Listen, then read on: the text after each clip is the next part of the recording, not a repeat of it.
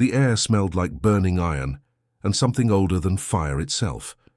It was 11:30 on a Wednesday night in the winter of 1882, and the streets of Sheffield were empty except for the coal men making their last rounds and a stray dog nosing through the gutters near the market. The gas lamps cast a sickly yellow light over the cobblestones, and the fog that rolled in off the River Don carried with it the particular smell of this city: sulphur, iron oxide, and the faint sweetness of coal burning in 10,000 hearths. Sheffield never truly slept. You could feel it even in the quiet hours, a low vibration running through the ground, through the walls of every building, through the bones of everyone who had ever lived there long enough to stop noticing it. The mills ran at night. They always ran at night. Inside a workshop attached to Hadfield's steel foundry on Newhall Road, a young man stood alone before a crucible of molten metal and tried to remember how to breathe. His name was Robert Abbott Hadfield. He was 22 years old, lean in the way that young men who forget to eat are lean, with ink-stained fingers and a habit of biting the inside of his cheek when he was concentrating. His coat was hanging on a hook near the door. His shirt sleeves were rolled past the elbow. His notebook, a thick battered thing with a green cover that had long since turned grey with iron dust, was open on the workbench beside him, filled with months of small, careful handwriting that documented every failure that had brought him to this moment. He was trying something that every metallurgist in England had already tried and abandoned. He was adding manganese to steel, not a trace of it, not the cautious, barely measurable addition that conventional practice allowed. He was adding 12%, an amount that the textbooks described plainly and without qualification as ruinous, an amount that was supposed to produce not steel, but a crumbling, useless grey substance that fell apart if you looked at it sideways. He had read those textbooks.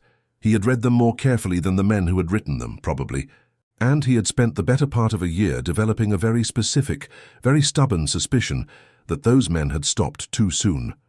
The crucible glowed orange-white.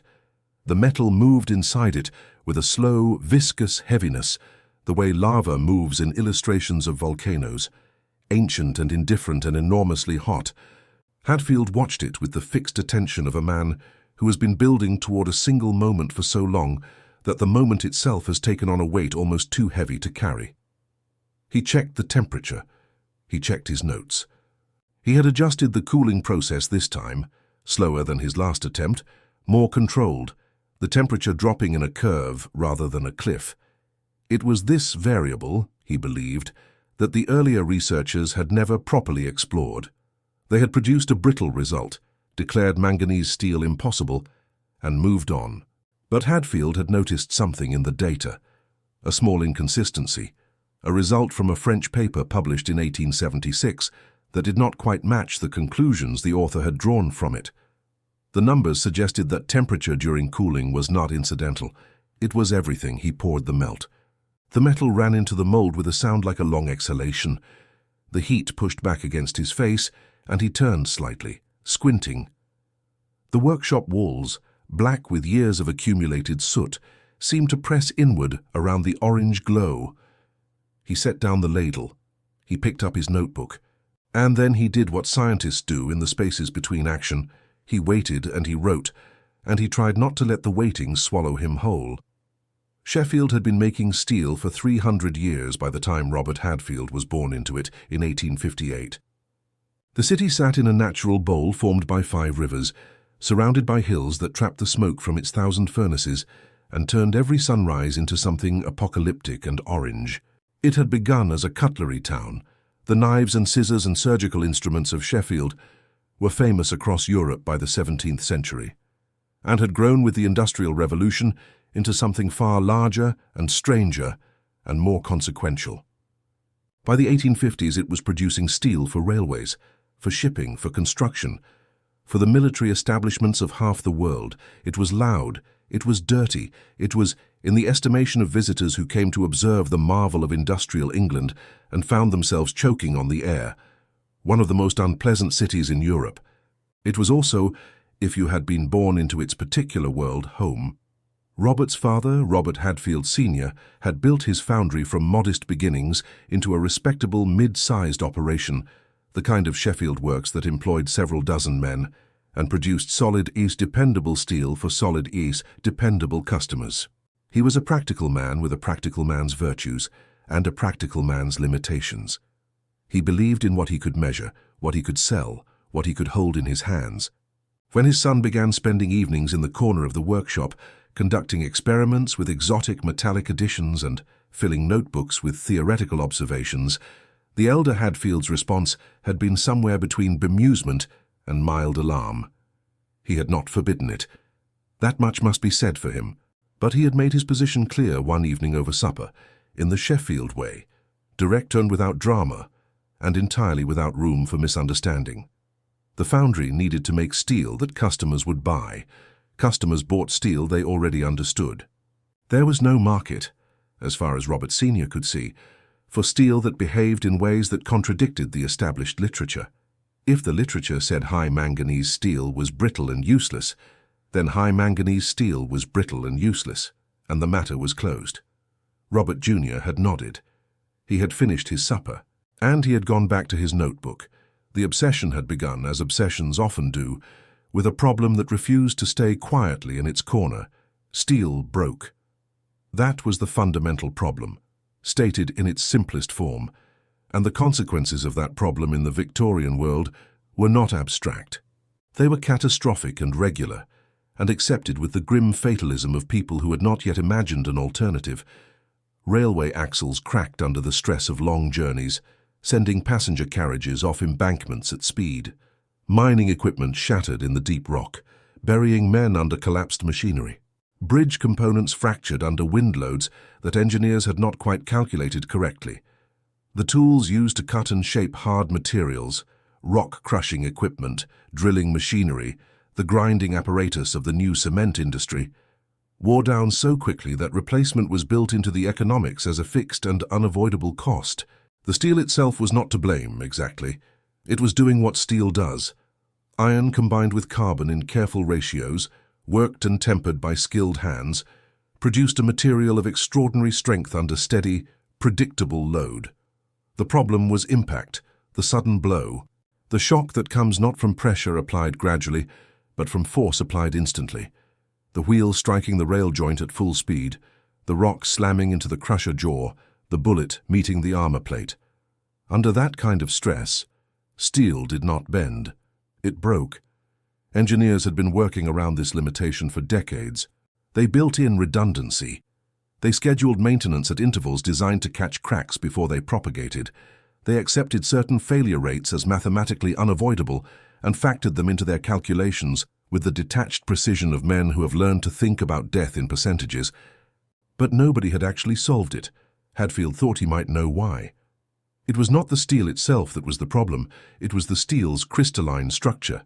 At the microscopic level, a level that Victorian science was only beginning to be able to observe and theorize about, steel was not a uniform substance.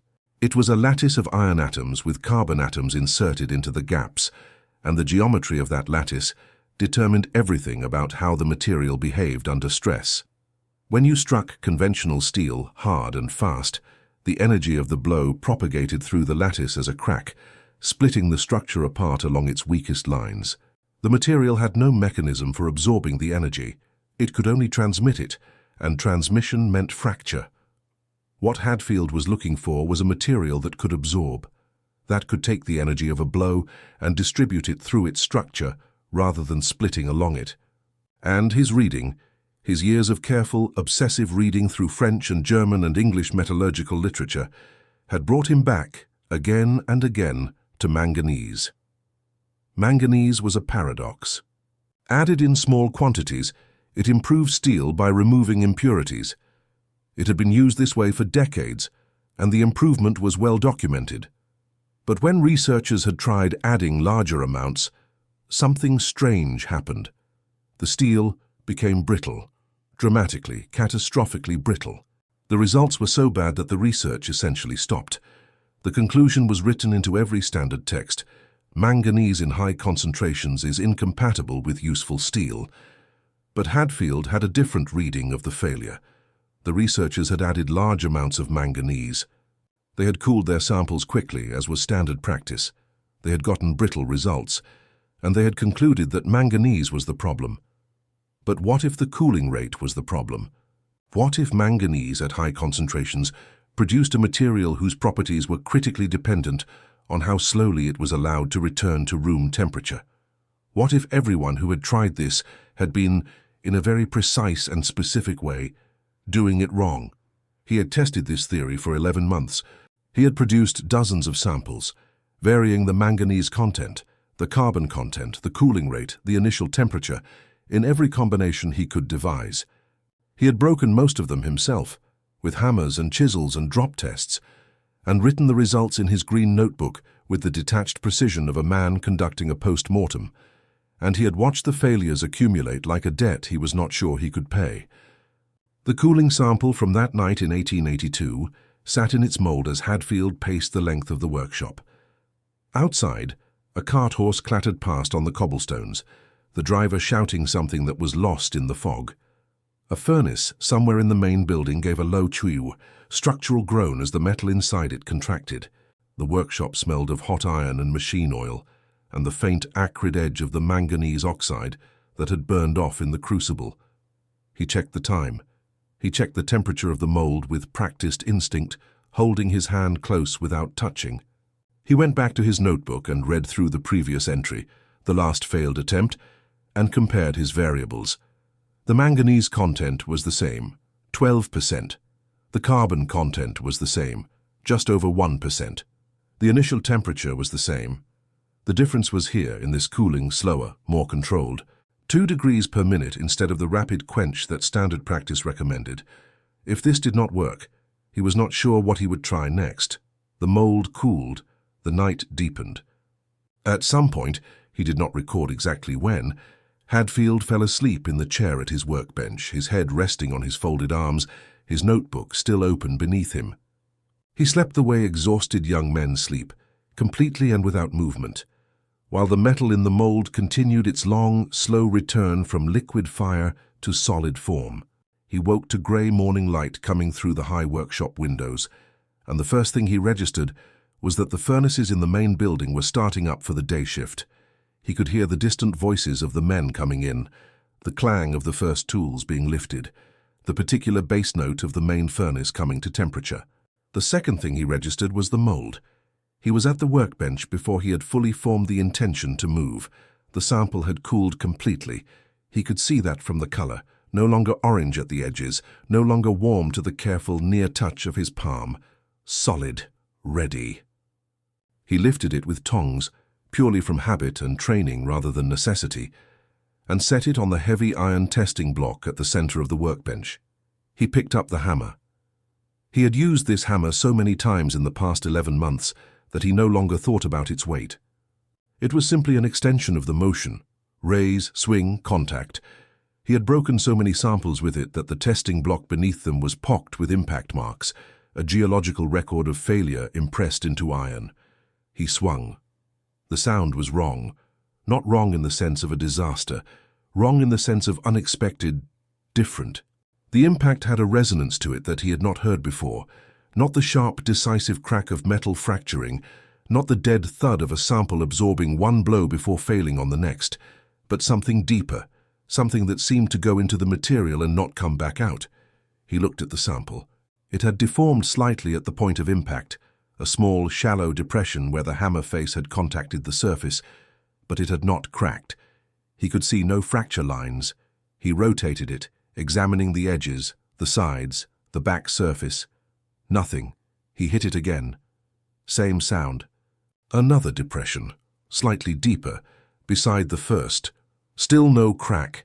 He hit it 5 more times, each blow landing on the same surface, each one producing that strange resonant thud, each one deepening the surface without fracturing it. The sample was bending, deforming, absorbing. It was not breaking. He set down the hammer. He stood very still for a moment in the grey morning light. Then he picked up his notebook and began writing. What he was writing, though he did not use these words in his notes, was the description of a revolution. In the weeks that followed, Hadfield subjected his manganese steel samples to every test he could devise. He ran chisels across the surface until the chisels wore out. He drilled into it until the drill bits dulled and the steel refused to yield. He tested it against the hardest rocks he could source from the Sheffield Geological Survey: granite, quartzite, the dark, dense limestone of the northern hills, and found that his steel abraded them more than they abraded it. He set up a crude drop test, raising weights of known mass to measured heights and releasing them onto the sample surface, recording the impact forces and the deformation results with scrupulous precision, and he discovered something that he had not predicted, something that went beyond his original theory. The steel was not merely tough, it was self-improving under stress. When he measured the hardness of the surface after repeated impacts, it was significantly harder than it had been before the testing began. The crystalline structure was doing something that conventional metallurgical theory had no framework to explain. It was rearranging itself under the influence of mechanical stress, the atoms shifting into tighter, more ordered configurations, the lattice locking down, the material becoming denser and more resistant precisely in the zones where it was being attacked. It hardened when you hit it. It became stronger when you tried to break it. He tested this finding 3 times before he wrote it in the notebook, because the finding was so contrary to expectation that he did not trust himself not to be seeing what he wanted to see. But the numbers were consistent across every test. The surface hardness values after impact were not within measurement error of the values before impact. They were dramatically, unambiguously higher. He had created a steel that fought back. He brought the results to his father on a Saturday morning, setting the notebook and the test samples down on the desk in the foundry office where Robert Sr. was reviewing the weekly accounts. The elder Hadfield looked at the samples, then at the notebook, then at his son. He asked several practical questions in the Sheffield way. Could it be cast in quantity? Could it be machined? What was the cost differential for manganese at these concentrations? How reproducible were the results? Hadfield answered each question carefully. Yes, it could be cast, using the same equipment they already had, with adjustments to the cooling process. It could be machined in its initial state, before the work hardening set in chase using conventional equipment. The manganese cost was higher than standard steel, but not prohibitively so, and the performance differential was so large that cost per service hour would be dramatically lower. The results were fully reproducible. He had made 11 more samples in the previous week, and they had all behaved identically. Robert Sr. looked at the samples for a long time. Then he said the thing that fathers who have been proven wrong by their sons sometimes say, and which is nothing at all. He simply nodded. And he told his son to prepare a technical report. The patent application for Hadfield's manganese steel was filed in 1883. It described an alloy containing between 10 and 15% manganese and approximately 1% carbon, produced by a specific casting and cooling process, and displaying properties of impact resistance and work hardening that the patent document described in carefully neutral language as having no known equivalent in existing steel alloys. The world of Victorian industry did not respond with immediate fanfare. It rarely does. Large industrial systems have enormous inertia, and the men who run them, the railway engineers, the mine operators, the construction contractors, the military procurement officers, have generally been burned enough times by promised miracles that they approach new materials with a suspicion that is both professionally necessary and personally deep. They wanted tests. They wanted trials. They wanted to see the material perform under real conditions before they committed to purchasing it, let alone retooling their operations around it. Hadfield gave them their tests. The first major industrial trial came through the railways. The Midland Railway, one of the great Victorian rail operators, was experiencing catastrophic wear rates at their switching points, the complex mechanical assemblies where one track diverged from another, where the intense, focused impact of iron wheels running over a junction point wore through conventional steel components in a matter of months.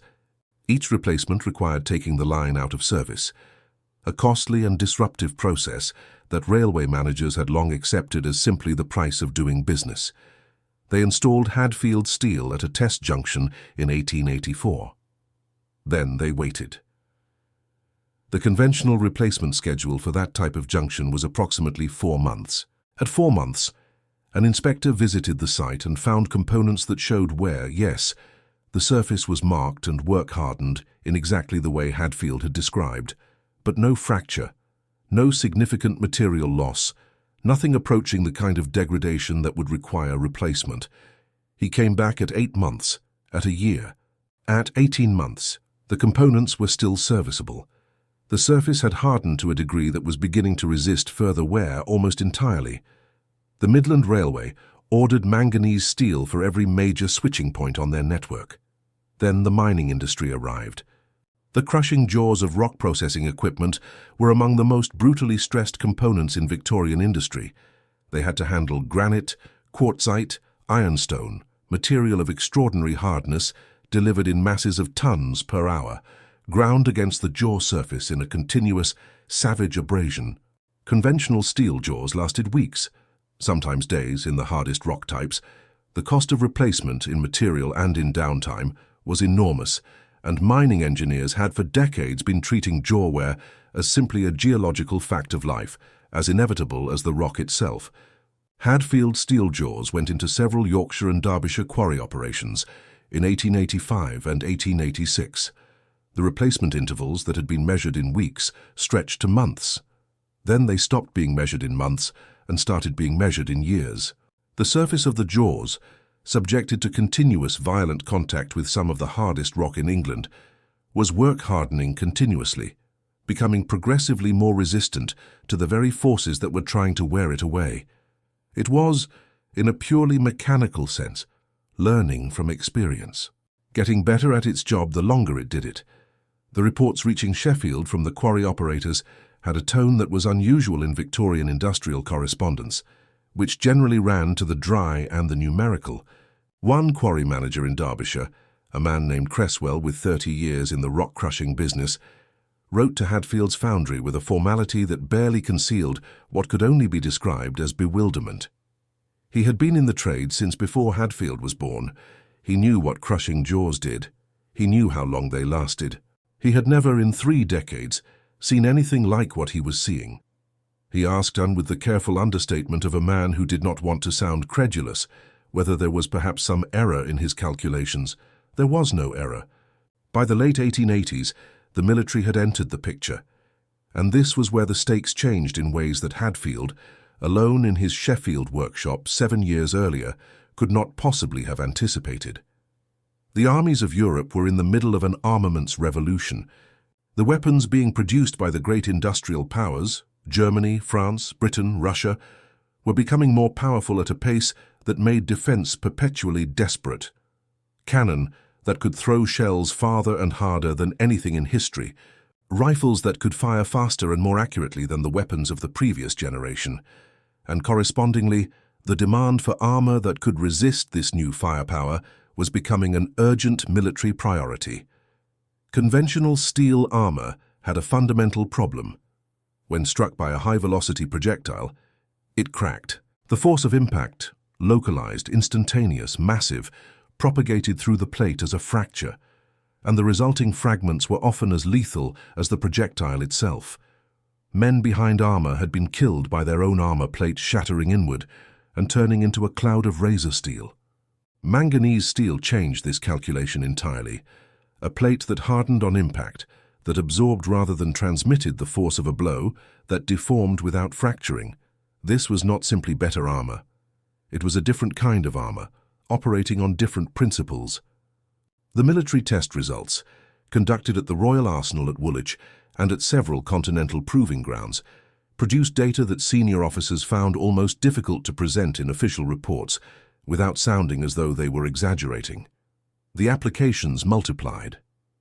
Safes and vault doors, because a material that resisted drilling and cutting indefinitely, because the harder you tried to cut it, the harder the surface became, was an obvious choice for anyone who needed to keep things secure. Prison equipment, dredging machinery operating in abrasive river sand and gravel, the wear plates lining the inside of cement kilns, where clinker at high temperature abraded against the furnace walls in a continuous grinding assault. Anywhere that metal met sustained violence, Hadfield steel found a market. Robert Hadfield himself became a figure of considerable public standing in British scientific and industrial circles. He was elected a Fellow of the Royal Society in 1909. He delivered papers at international metallurgical conferences in Paris, Berlin, and New York. He corresponded with scientists who were beginning to develop, in the early 20th century, the theoretical tools that would eventually explain at the atomic level exactly what his steel was doing when it hardened under impact, the mechanism of austenite transforming to martensite under stress, the dislocation dynamics in the face-centered cubic crystal structure, the physics of work hardening that Hadfield had observed empirically 20 years before the theory existed to explain it. He was knighted in 1908. Sir Robert Hadfield, the boy from Sheffield who had stayed up past midnight in a coal-black workshop and refused to believe the textbooks. Sheffield changed too, or rather, Sheffield was changed by what had started in that workshop. Hadfield's steel foundry grew into one of the most significant metallurgical operations in the British Empire, employing thousands of workers, supplying material for infrastructure and industry and military applications across the globe. The manganese steel patents made it wealthy, and that wealth was partly invested back into research, creating a virtuous cycle of discovery that would continue for generations. The foundry's research laboratory, established in the 1890s, became one of the most productive centers of metallurgical science in the world. But the city itself, the city that had made Hadfield possible, with its 3 centuries of steel tradition and its culture of practical empiricism, its knowledge passed from father to son across workshop floors rather than in university lecture halls. The city continued in its essential character. The furnaces still ran at night. The fog still came in off the dawn. The children still grew up with the sound of hammers in their bones. What changed was underground, and in railways, and in quarries, and in the armored flanks of the ships, and later the vehicles that carried men into conflicts across the world. What changed was the material from which the hardest working parts of industrial civilization were made. What changed was the answer to the question that had obsessed a 21-year-old staying up past midnight with a battered green notebook and a crucible of improbable metal. The question of what happens when you refuse to stop hitting something that hits back. And the answer, written in manganese steel across the infrastructure of the modern world, is that sometimes the thing that hits back gets stronger. Sometimes the force you apply to break something is exactly the force it needs to become unbreakable. Hadfield had not just made a better steel. He had discovered a principle, that certain materials, and perhaps certain things in general, do not merely endure stress. They are transformed by it. They take the energy of every blow that was meant to destroy them and use it to become something harder than what they were before. In 1882, alone in a Sheffield workshop at midnight, surrounded by months of failure, and a city that had never heard of him, Robert Hadfield swung a hammer at a piece of metal that should not have existed. The metal held, and in holding, it changed everything.